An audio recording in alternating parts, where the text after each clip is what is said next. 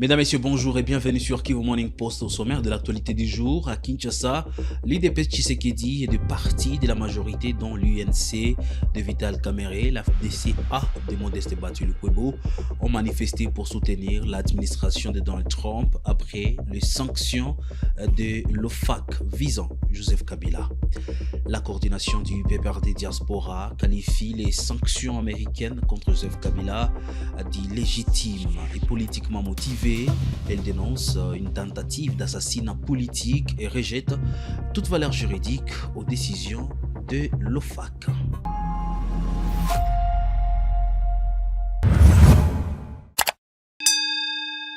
Bienvenue mesdames et messieurs sur Kivu Morning Post. Si c'est pour la première fois que vous nous suivez, abonnez-vous à la chaîne pour ne rien rater sur ce qui se passe à l'est de la RDC. On commence par Kinshasa. L'IDP Tshisekedi et plusieurs formations de la majorité présidentielle ont organisé une manifestation ce lundi à Kinshasa pour exprimer leur soutien à l'administration américaine de Donald Trump à la suite des sanctions prises par l'OFAC contre l'ancien président Joseph Kabila. Plusieurs partis alliés ont pris part à l'initiative dont l'UNC, dirigée par Vital Kamerhe, ainsi que l'FDCA de Modeste Bato Lukwebo. Suivez en image.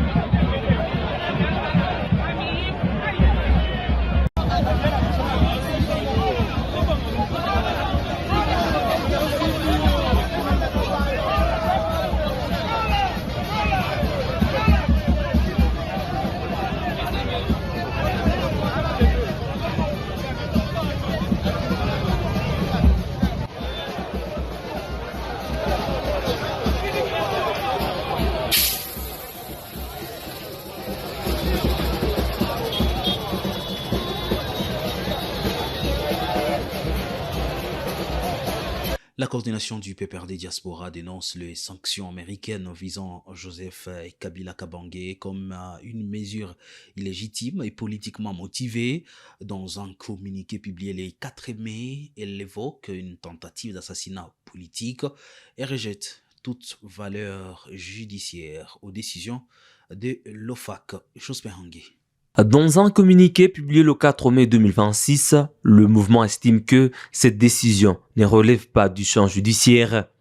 Il a affirmé que l'OFAC n'est pas une juridiction. Il ne juge pas, n'organise pas de procès publics, n'entend pas les parties dans un débat contradictoire et ne rend pas de verdict pénal. Le PPRD Diaspora rejette ainsi toute assimilation de cette sanction à une condamnation pénale. Le mouvement politique conteste également les accusations de soutien à des groupes armés, estimant qu'aucun élément public clair et contradictoirement établi ne permet d'impliquer Joseph Kabila dans une quelconque entreprise de déstabilisation en République démocratique du Congo. Il appelle à la prudence des partenaires internationaux qu'il accuse de risquer un alignement politique au détriment de leur rôle de médiateur. Le communiqué souligne par ailleurs une incohérence dans les pratiques diplomatiques internationales, rappelant que des discussions avec des groupes armés ont été tolérées dans d'autres processus de paix. Le PPRD Diaspora rejette cette morale à géométrie variable, indique le texte. Sur le plan politique interne, la formation s'interroge sur la réouverture du dossier électoral de 2018, estimant qu'il est utilisé de manière opportuniste. Elle interroge depuis quand une élection à laquelle Joseph Kabila n'était pas candidat peut-elle servir plusieurs années plus tard à justifier une sanction politique et financière. Le mouvement établit également un parallèle historique avec d'anciens épisodes de la vie politique congolaise, évoquant le cas de Mobutu Sese Seko et celui de Patrice Emery Lumumba pour illustrer selon lui les risques d'ingérence extérieure dans les affaires nationales. Il affirme que les sanctions constituent une tentative d'assassinat politique visant à affaiblir l'ancien chef de l'État. Le PPRD Diaspora met aussi en garde contre les conséquences internes de ces décisions qu'il estime susceptibles de renforcer les tensions politiques et les dérives autoritaires. Il dénonce notamment des arrestations et détentions des cadres de son parti, citant plusieurs responsables actuellement incarcérés sans jugement. Sur le plan international, la formation politique estime que la crise en RDC dépasse la seule question sécuritaire et inclut des dimensions institutionnelles, économiques et sociales. Elle considère que faire de Joseph Kabila un bouc émissaire unique ne permettrait pas de résoudre les problèmes structurels du pays. L'ancien président Joseph Kabila est au centre d'une controverse internationale. Les États-Unis ont annoncé le 30 avril 2026 des sanctions économiques contre l'ex-président Joseph Kabila.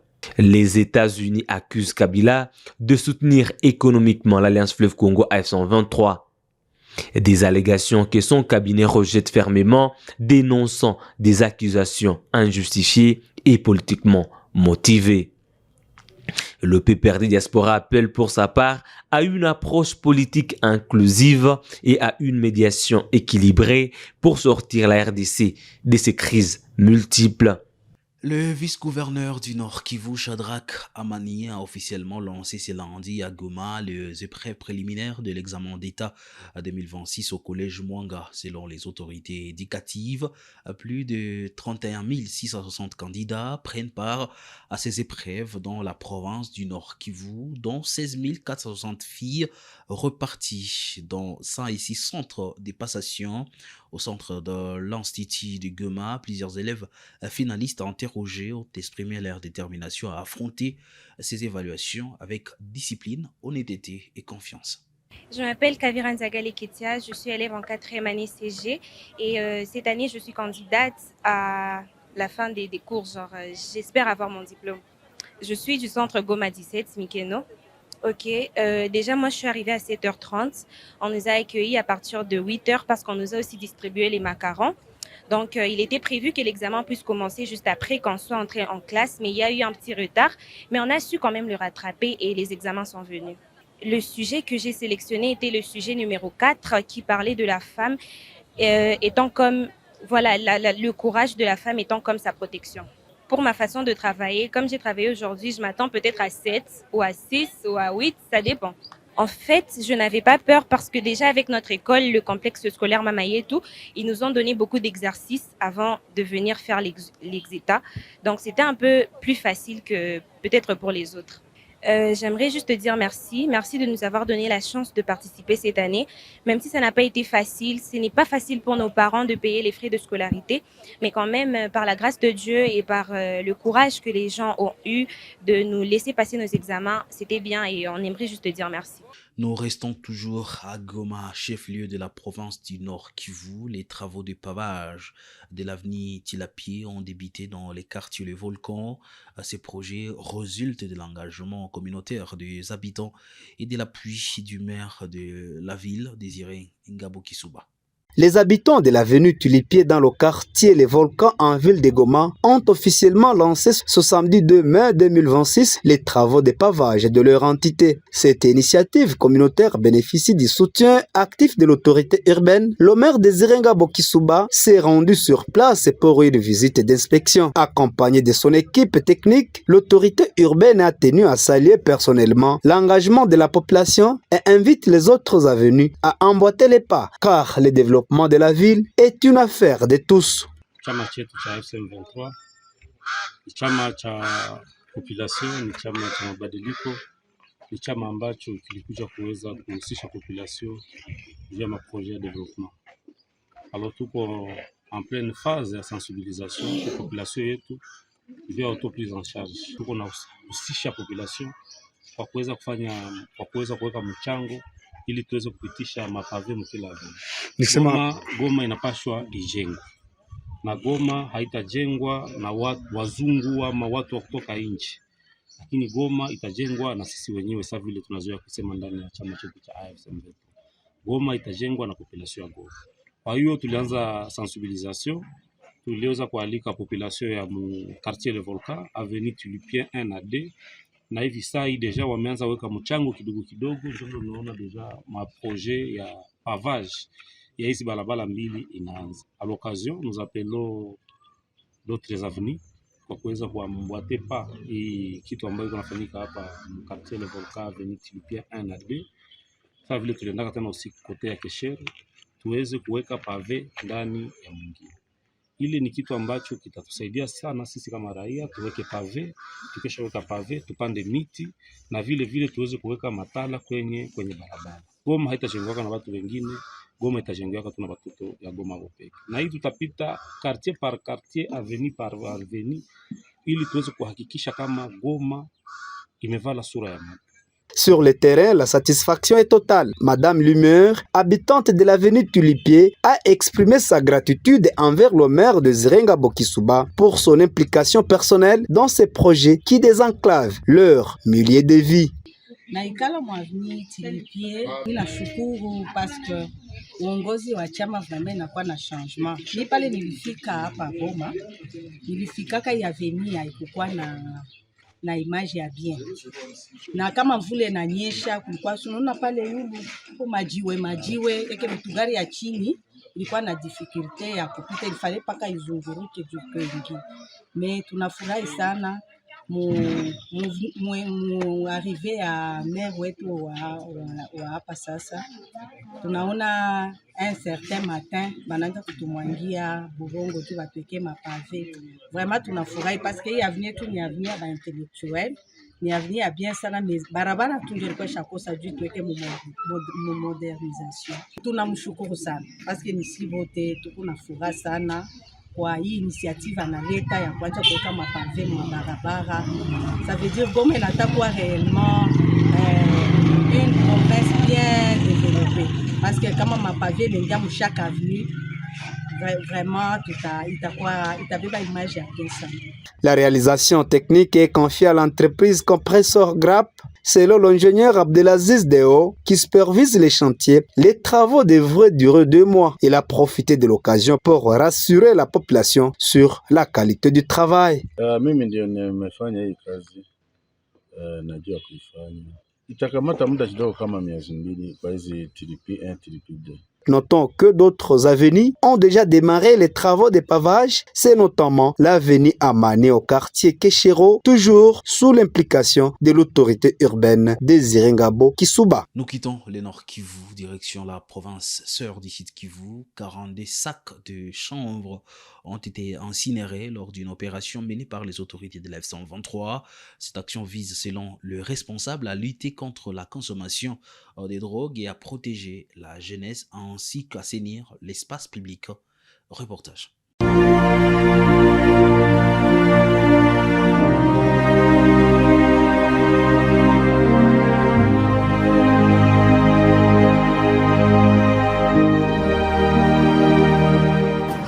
Yani sisi hapa tunafika hapa kwa kitendo ya kuwaonesha hii banki na wachuzi wa banki na wakunya banki. Ndio kusema hawa ni wachuzi wa banki, hawa mama wawili na hawa wote jinsi mnaona wanaikala hapa, hawa ndio wenyewe wanavuta banki. Ni banki ya mifuko 42. Nadhani mnajua jinsi banki ni kitu kibaya na chama yetu ya M23 haipendi vitu saa hivi. Hii ni droge mbaya sana. Droge yenyewe inaharibu maisha, droge yenyewe inaharibu nchi, droge yenyewe inaharibu sana, ni kitu mbaya sana. Ndio maana hii mifuko 42 tunaileta hapa na wavuta banki na wenyewe wanauzisha banki, tu ichome mbele ya population na wengine waone, yani chama chetu cha M23 hakitaji vitu saa hivi vya kuchuza banki ama kuikunya. Mimi nazipatia wengine vijana waache kuvuta wangi, kwa jua kikamatwa nao watafungwa. Sasa mimi nasema watusamee na chama iendelee kufanya kazi juu kuachisha wajene bangi ni ya maana sana. Kwa juu yuko avuta bangi kwa yuko sababu maisha yao wanafai hawezi fanya. Bakiniachilia mimi ziacha na mna shauri hata na wengine nao waache kuvuta. Mimi nilikuwa na bangi na mimi nalomba msamaha chama M23. Ndio banatubana tutongeza tena batusame. Mimi mama Francine mimi nakatala, mimi nabambia ujumbe muache kujisha bangi mkendelea mtakamatwa kama sisi.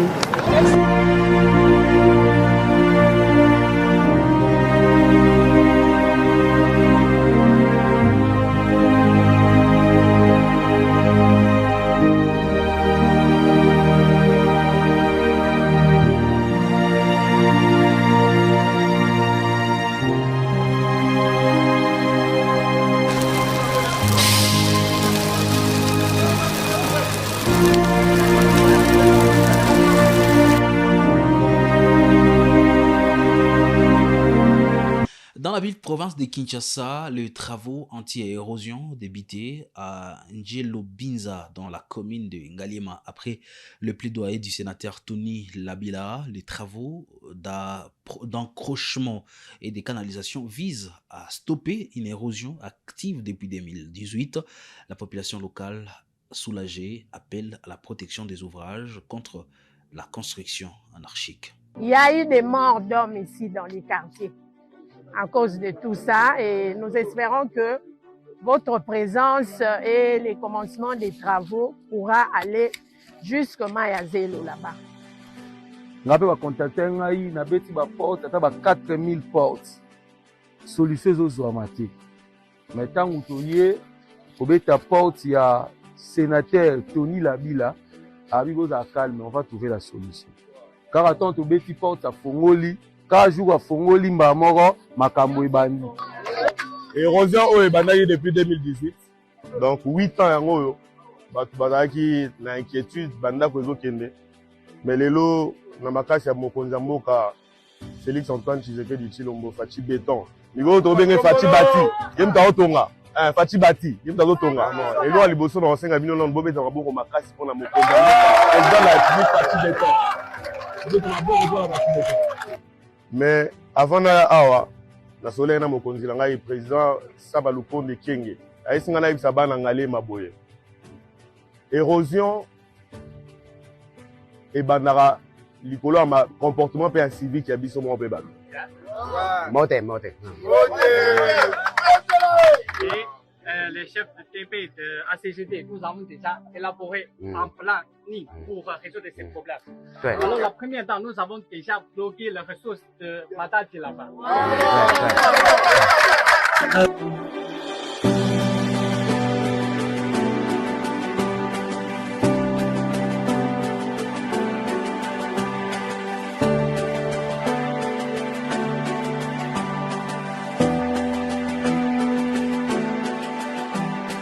Esengo naza nango na motema po motema bafungolaka te po mona nazali moko oyo abungisi bandako ebele ti ya liboso napesi nanu président na biso de la république merci mingi merci na papa na biso Tony na eloko oyo asali mpo na kopesa biso solution na problème oyo.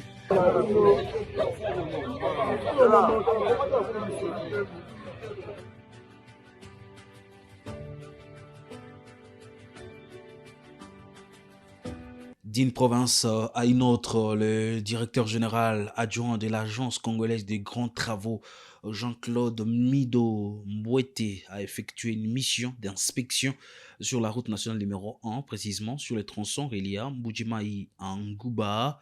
Cette visite visait à évaluer l'état d'avancement des travaux de modernisation de cet axe long de 850 km. Selon la CGT, ces travaux se poursuivent en vue de la livraison de la route aux usagers d'ici fin 2027. Reportage.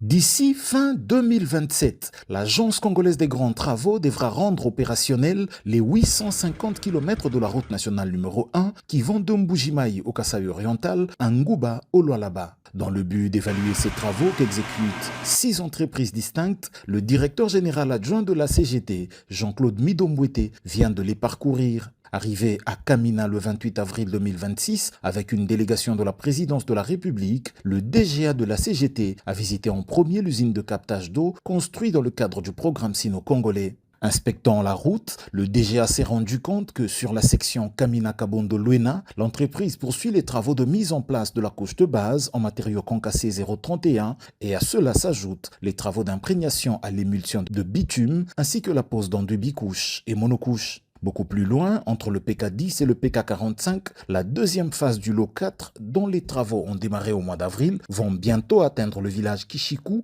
au PK45. Du côté de la section Lumba-Mongo-Kamina, les premiers 12 km présentent déjà un niveau d'avancement appréciable. Les différentes couches de la chaussée ont été mises en place, les travaux d'assainissement réalisés et la monocouche appliquée. Poursuivant sa mission, la délégation a parcouru le tronçon Kanyama-Mweneditu, un segment stratégique du projet.